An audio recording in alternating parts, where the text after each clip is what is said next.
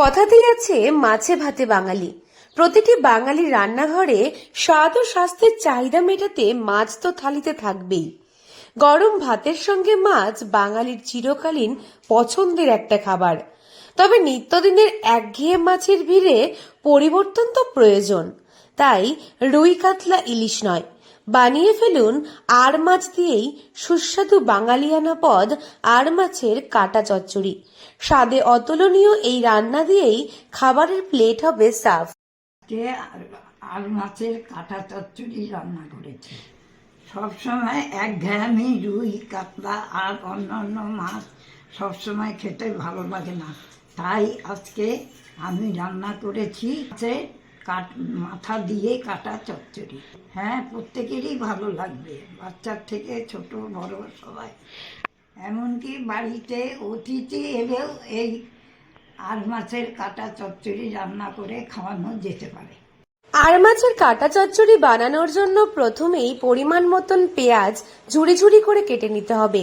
লাগবে ঝুড়ি ঝুড়ি করে কেটে নেওয়া আলু ও বেগুন, সঙ্গে লাগছে কয়েকটি চেরা কাঁচা লঙ্কা।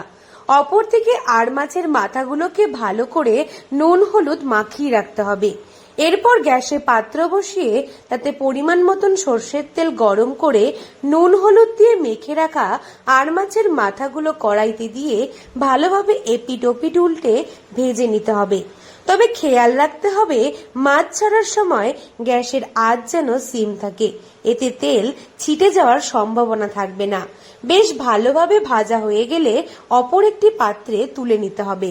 এবার ওই তেলেই ফোড়নের জন্য লাগছে সামান্য 5 ফোড়ন ও 2টি শুকনো লঙ্কা। এবারে তাতে চেরা কাঁচা লঙ্কা ও ঝুড়ি ঝুড়ি করে কেটে নেওয়া পেঁয়াজ দিয়ে ভেজে নিতে হবে। পেঁয়াজের রং পরিবর্তন হয়ে এলে এবার তাতে ঝুড়ি করে কেটে নেওয়া আলু দিয়ে নেড়েচেড়ে ভেজে নিতে হবে। হালকা ভাজা হয়ে গেলে এবার তাতে টুকরো করে কেটে রাখা বেগুনগুলো দিয়ে আবারও নেড়ে চেড়ে দিতে হবে। এই সময় ওপর থেকে দিয়ে দিতে হবে সামান্য হলুদ গুঁড়ো, নুন ও চিনি। এবারে সবকটি মিশ্রণ একই সঙ্গে বেশ ভালোভাবে কিছুক্ষণ ভেজে নিতে হবে। তবে খেয়াল রাখতে হবে কোনোভাবেই যেন তলা লেগে না যায়। ভাজা হয়ে গেলে আগে থেকে ভেজে রাখা আর মাছের মাথাগুলো হাতের সাহায্যে ভেঙে ভেঙে কড়াইতে দিয়ে দিতে হবে। বেশ ভালোভাবে মাছের কাঁটাগুলো সবজির সঙ্গে মিশিয়ে নিয়ে আবারও নেড়ে চেড়ে ভেজে নিতে হবে। এবারে ভাজা হয়ে গেলে এবার তাতে পরিমাণ মতন জল দিয়ে মাছের কাঁটার সঙ্গে সবজি ভালোভাবে সেদ্ধ করে নিতে হবে। এভাবে বেশ কিছুক্ষণ রাখার পর জল শুকিয়ে গিয়ে সবজি সেদ্ধ হয়ে গেলেই তৈরি।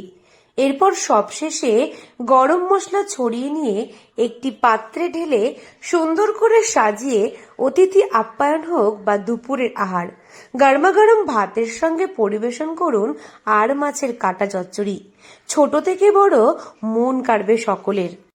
দক্ষিণ দিনাজপুর থেকে সুস্মিতা গোস্বামীর রিপোর্ট, লোকাল 18 বাংলা।